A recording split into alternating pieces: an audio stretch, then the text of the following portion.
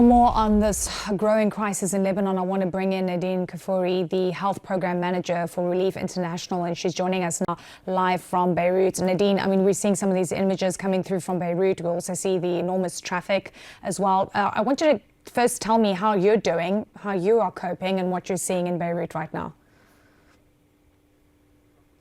Hi, Eleni, and thank you for having me.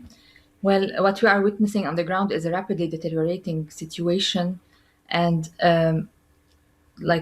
hostilities in Lebanon continue to escalate with consecutive days of evacuation orders, airstrikes, and grounded clashes now.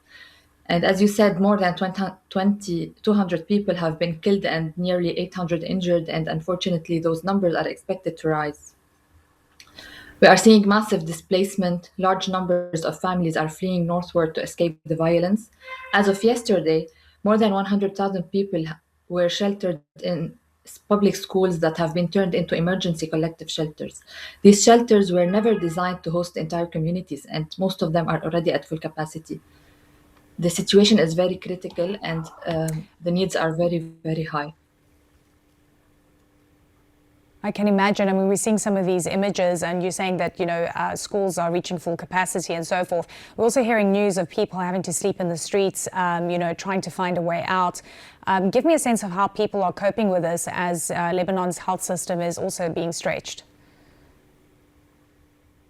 Yeah, so as you are saying, many families have to leave their houses and they stay in the cars, stuck in traffic for hours with small children, with pregnant women, with elderly people, and they don't know if they're gonna get to a safe place anytime soon.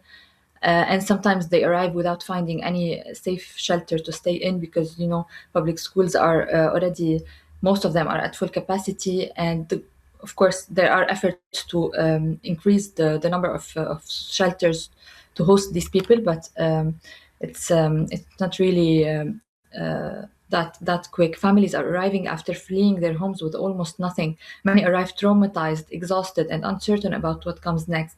The most urgent needs right now are access to medical care, medicine for people with chronic illnesses who left their medication behind, nutrition support for vulnerable groups such as babies, young children, and pregnant women, and basic hygiene supplies to reduce the risk of disease outbreaks in overcrowded shelters. And beyond these immediate needs, psychological support is becoming critically important. Many people, especially children, have experienced extremely distressing events in a very short period of time.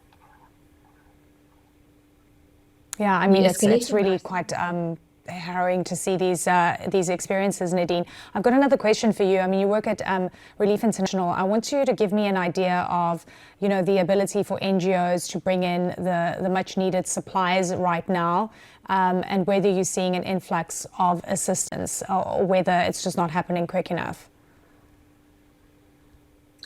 Yeah, so at Relief International, we have been working in crisis response in Lebanon since 2006, and this is really the hardest situation we've been in, with a shortfall of funding for humanitarian response, and now the whole situation in the region and how it's hard to bring in supplies and medications.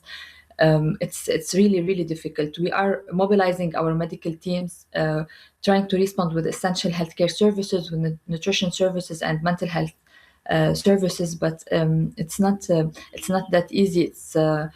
It's very, very challenging, and the needs are very high. There needs we need really a quick response from the international aid